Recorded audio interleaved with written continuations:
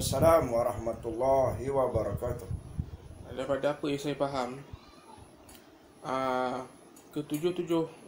tujuh wazir Imam Mahdi ni dah disiapkan. Tetapi soalan saya, mengapakah Imam Mahdi ni belum lagi zahir? Dia zahir ujung-ujung sekali. Kenapa dia belum zahir? Baik, terima kasih saudara Afiq. Afiq ni datang daripada mana, Afiq? Duduk mana ni? Saya duduk Taman Bunga Raya. Taman Bunga Raya, Kuala Kangsar. Terima kasih Afiq datang ya, insyaAllah. Jadi mudah-mudahan pada pagi ini kita diizinkan oleh Allah Subhanahu Wa Taala dengan rahmatnya dengan keberkatan Nabi Sallallahu Alaihi Wasallam.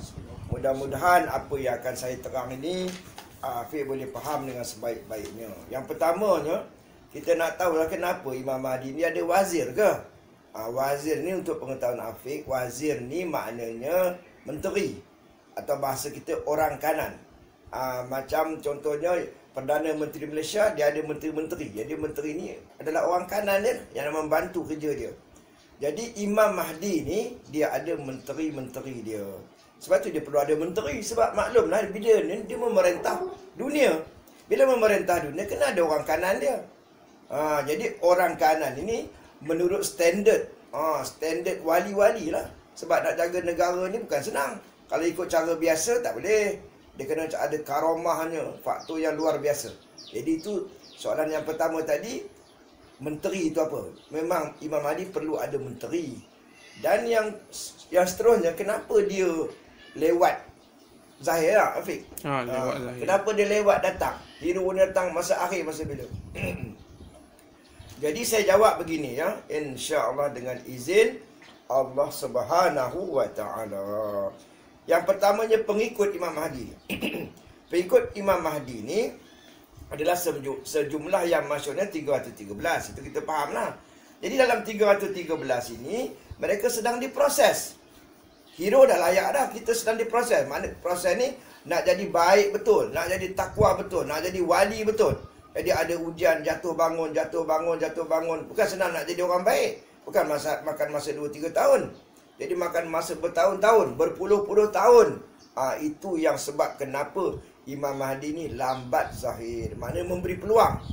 Sebenarnya memberi peluang kepada semua orang nak baiki diri. Semua orang nak jadi baik. Dia bagi masa, tempoh tu. Jadi kalau boleh, layak-layak lah. 313 ada berseluruh dunia. Bukannya sedikit. Bukannya jumlah penduduk dunia ni ramai. Bukan sedikit maknanya, tapi yang layak 313 saja. Jadi saya nak bagi tahu sini satu hadis ya. Subhanallah. Minta izin Allah Subhanahu Wa Taala. Anzar an Abdullah an Nabi sallallahu alaihi wasallam qala, "Law lam yabqa min ad-dunya illa yawmun la tawwalallahu dhalika al-yawm hatta yub'asa fi." Ini bina alam majhul. Hatta yub'asa fi, hingga diutuskan padanya rajulun minni aw min ahli baiti yuwati ismuhu ismi wa ismu abihi ismu abi yamla'ul arda qistan wa adlan kama muliat zulman wa jawran. Hadis riwayat Abu Daud dan Tirmizi. Jadi saya nak bagi tahu Afiq dengan molek-molek insya-Allah. Mudah-mudahan ia akan menjadi satu maklumat, info tambahan yang penting buat kita. Dikatakan sini bahawa daripada Abdullah Nabi sallallahu alaihi wasallam bersabda, jika umur dunia ni tinggal sehari. Gambarannya kalau umur dunia ni tinggal sehari je, nescaya dipanjangkan umur dunia. Nescaya Allah Ta'ala memanjangkan hari itu sehingga bangkit padanya, datang padanya seorang lelaki daripada keturunan aku atau dari kaum keluarga aku yang namanya menyerupai nama aku dan nama bapanya menyerupai nama bapaku.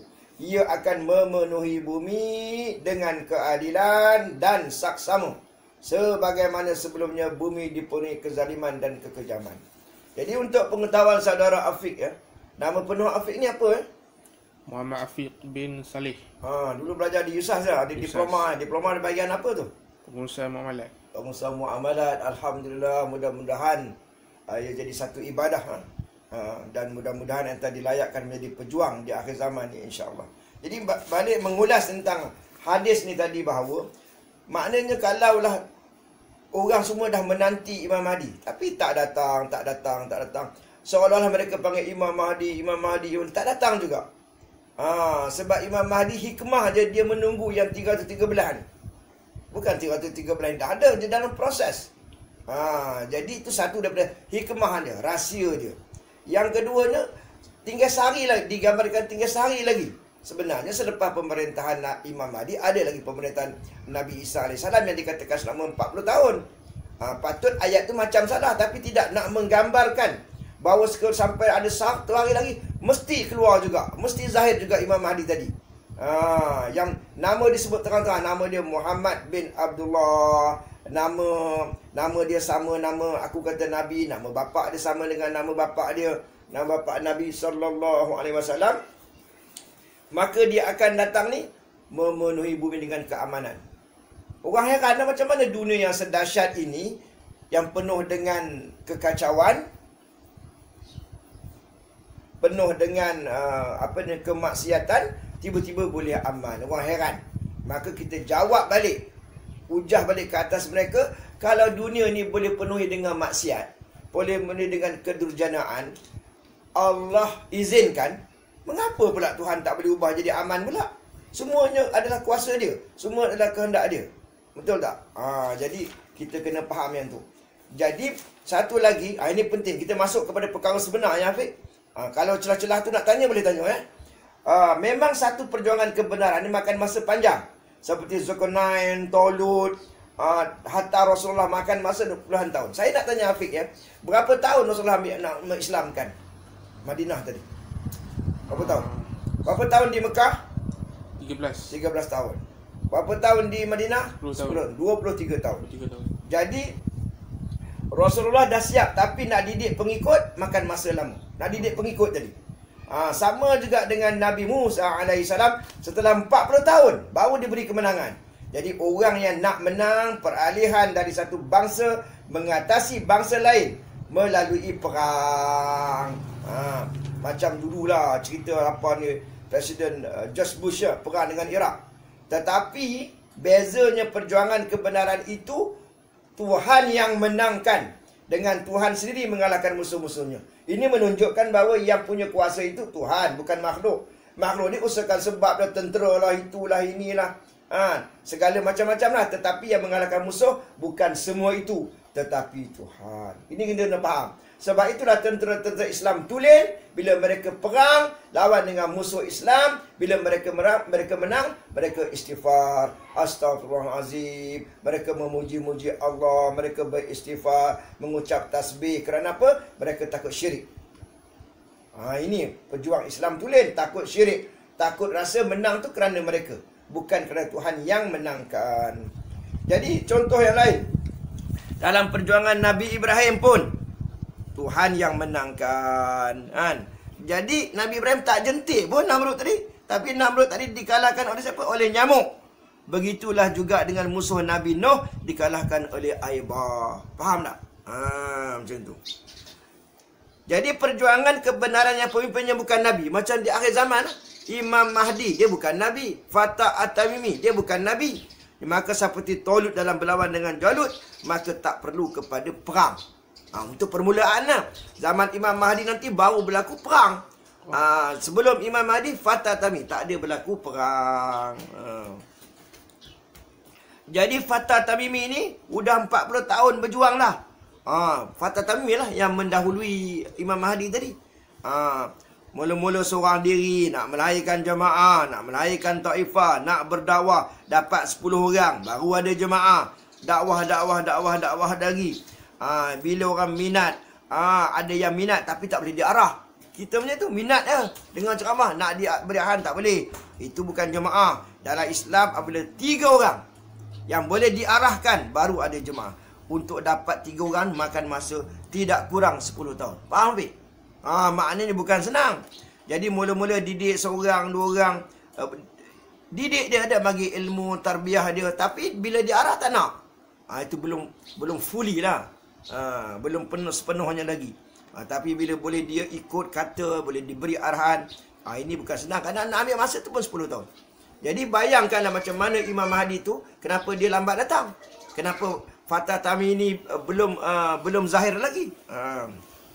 Setelah ada jemaah nak disempurnakan pula. Sebab jemaah ni menjadi role model, contoh. Bila negara Islam dapat ni, orang bagi serah kuasa pada Fatah Tamimi, mesti ada contoh. Mana contoh kamu? Kamu nak buat jabatan yang atas nama Islam, yang tajdid yang baru ni macam mana? Ada modal contoh? Contoh pun tak ada. Dia tak cukup dengan semayang, puasa, zakat, semayang, puasa, zakat, semayang, puasa, zakat. Tak cukup. Mesti ada role model, contoh. Kata orang Islam tu, masuklah Islam keseluruhannya. Mesti ada contoh. Udah sempurna, baru dapat daulah. Yang dapat daulah tu Fatah Tamimi, bukan Imam Mahdi.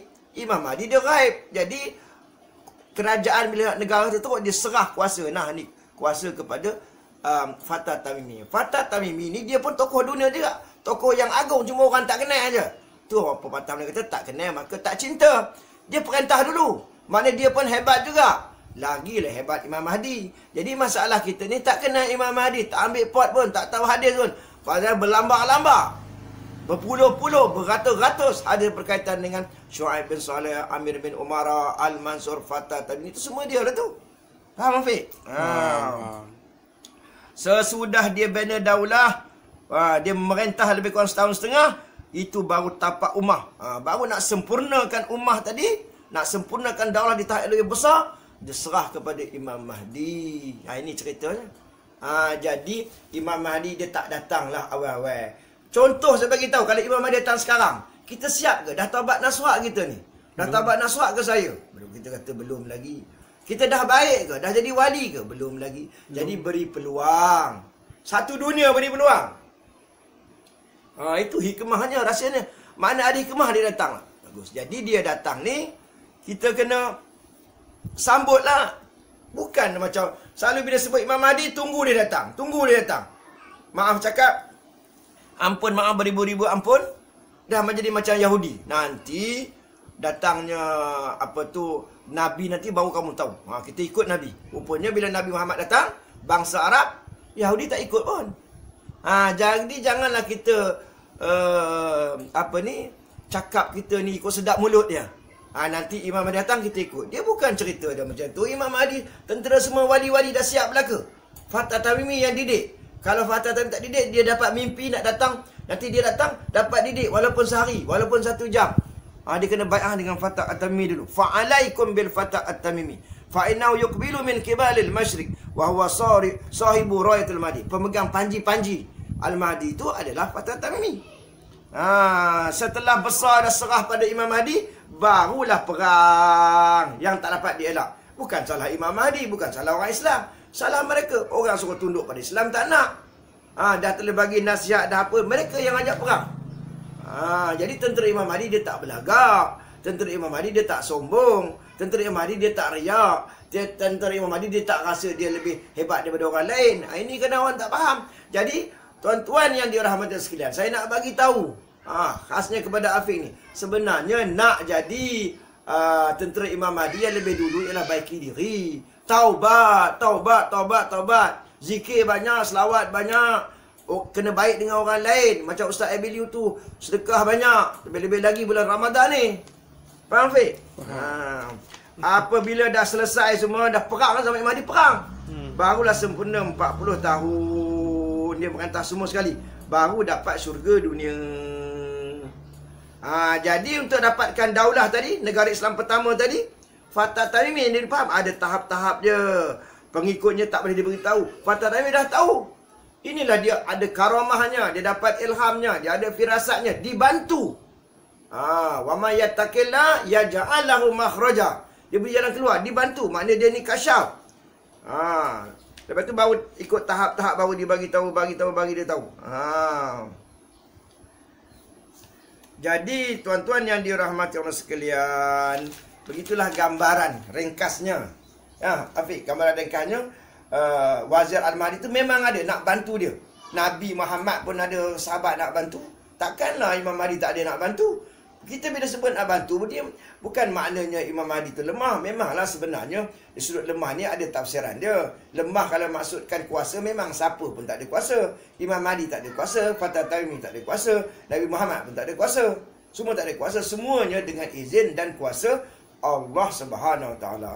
Jadi nasihat saya pada Afiq ialah sekarang ni kita sama-sama baiki diri. Sempena bulan puasa ni kita banyakkan taubat, banyakkan amalan, ikhlaskan. Jangan riak, jangan takabur, jangan rasa lebih hebat daripada orang lain. Ada soalan terakhir? Afiq silakan.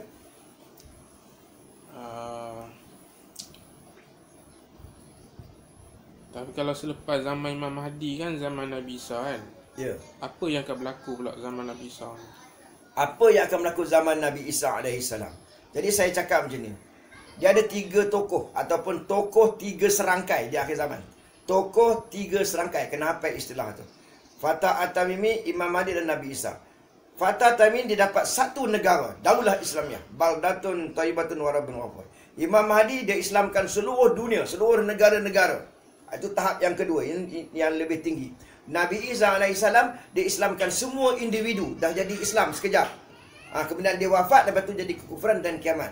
Jadi apa yang kita nak bagi tahu bahawa zaman Nabi Isa AS, zaman Nabi Isa lah yang akan, maknanya antara zahirnya Imam Mahdi, lepas tu baru datang Dajjal, baru datang Nabi Isa.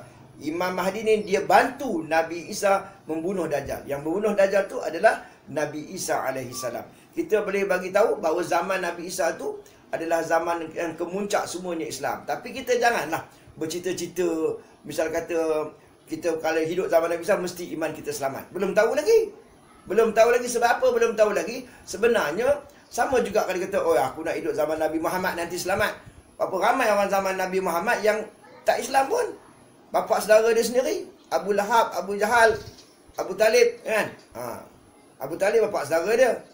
Jadi ramai yang tak beriman. Jadi semua ni adalah hidayah. Jadi kesimpulannya sekarang ni biarlah kita punya kefahaman tu bertahap.